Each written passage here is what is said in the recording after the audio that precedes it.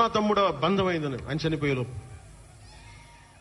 అలాగే 2006లో నేను విపరీతంగా ఒక పిహెచ్డి కోసం ఒక స్కాలర్ ఎలా చదువుతాడో పుస్తకాల మధ్యలో సినిమాలు చేశాను. అందుకే నా సినిమాలు మీకు నచ్చి ఉండకపోవచ్చు ఆ రోజున. కానీ నా జ్వలనాన్ని ఎక్కడో ఢిల్లీలో కూర్చొని ఒక్కళ్ళు, ఢిల్లీ యూనివర్సిటీలో పనిచేసే ఒక ప్రొఫెసర్, ప్రకాశం జిల్లాకు చెందిన వ్యక్తి, నాకు తెలియదు ఆయన ప్రకాశం జిల్లా వ్యక్తి. నా రోజున ఆయన వచ్చి మిమ్మల్ని కలవాలని చెప్పి ఒక నెల రోజులు నా వెంట పడితే ఆయన కలిశారు. ఆయన వచ్చి నన్ను ఒకే ఒక మాట అడిగారు 2006లో, మీరు రాజకీయాల్లోకి వస్తారా? బహుజన సిద్ధాంతం మేము ముందుకెళ్తాం. చాలా మంది అడిగి నన్ను పంపించారు. మీరు సంసిద్ధం అంటే నేను మాట్లాడతాను, నేను కదుపుతానంటే ఆ రోజున నాకు ఇంకా మెచ్యూరిటీ లేదు. ఒక కుటుంబాన్ని నడపడానికే చాలా శ్రమ పడాలి. ఒక కుటుంబాన్ని ఏకతాటిపైన తీసుకురావాలంటే నేను కష్టపడాలి. ఒక సినిమా చేయాలంటే నేను ఇంత కష్టపడాలి.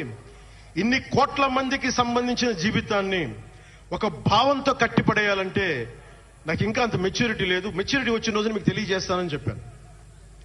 ఆ వ్యక్తి అప్పటి నుంచి ఇప్పటిదాకా అరుదుగా అప్పుడు కలుస్తూ ఉంటాను. ఈ రోజున హైదరాబాద్ సెంట్రల్ యూనివర్సిటీ ప్రొఫెసర్, మీలో కొంతమందికి తెలిసి ఉండొచ్చు, ప్రొఫెసర్ శ్రీపతి రాముడు గారికి మనస్ఫూర్తిగా నా ధన్యవాదాలు తెలియజేస్తున్నాను. వారిని వేదికపైకి రమ్మని మనస్ఫూర్తిగా కోరుకుంటా ఉన్నాను. ఎందుకంటే మీరు ఓజీ ఓజీ అని అరుస్తూ ఉంటే నన్ను సినిమాల కంటే కూడా సినిమాల్లో ప్రజలకి పనిచేసే మనిషిని చూశారు ఇలాంటి మేధావులందరూ, పోరాట యోధులందరూ. సో నాకు ఎప్పుడు కూడా ఆయన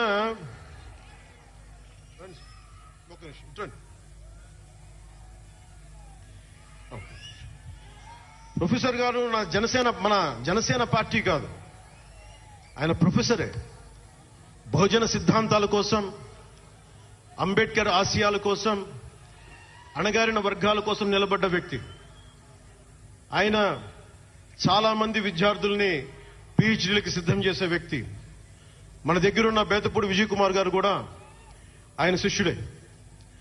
ఇలాంటి శిష్యులు ఎంతమంది తయారు చేసి ఆయన జనసేన ఎప్పుడు నాకు అండగా ఉంటారు. ఓడిపోయినా నిలబడ్డా ఎప్పుడైనా సరే నమ్మకం ఏంటంటే మీరు ఉండాలి, మీరు రాణించాలని నిరంతరం తప్పించే శ్రీపతి రాముడు గారికి నేను ఇవ్వగలిగేది ఒకటే, నా గుండెల నుంచి ప్రేమ ఇవ్వగలను.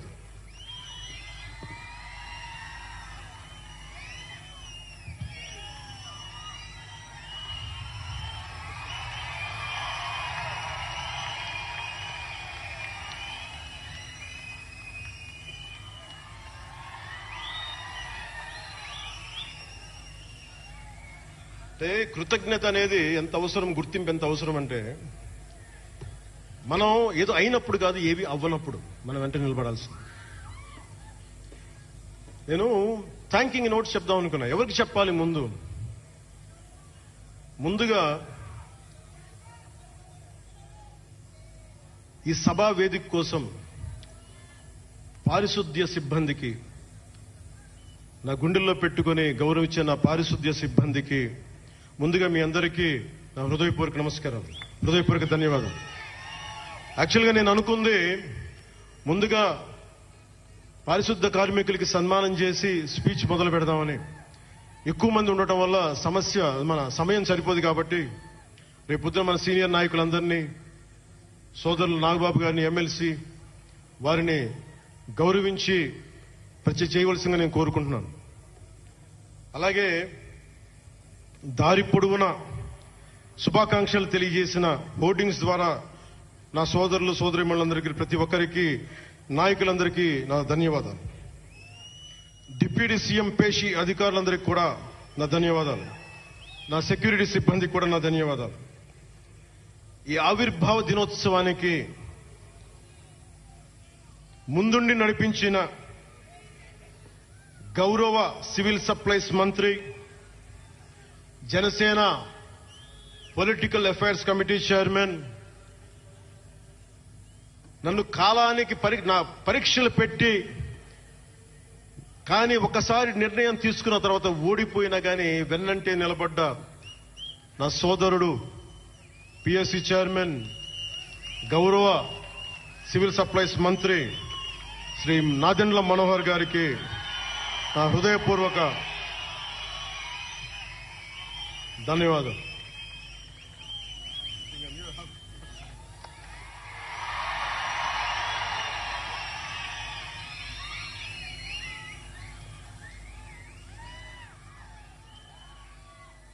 అలాగే 2009 నుండి 10 నుండి ఆయన పాలిటిక్స్ లో లేకపోయినా నేనంటే ఇష్టం తోటి ఎప్పుడు నా వెన్నంటే ఉండే హరిప్రసాద్ గారికి ఏం ఆశించాలా, జీతాలు తీసుకోవాలా, జీతభత్యాలు లేవు, ఉన్నంతలోనే ఎవరి అన్నిటికీ పాపాల భైరవుడు ఆయన.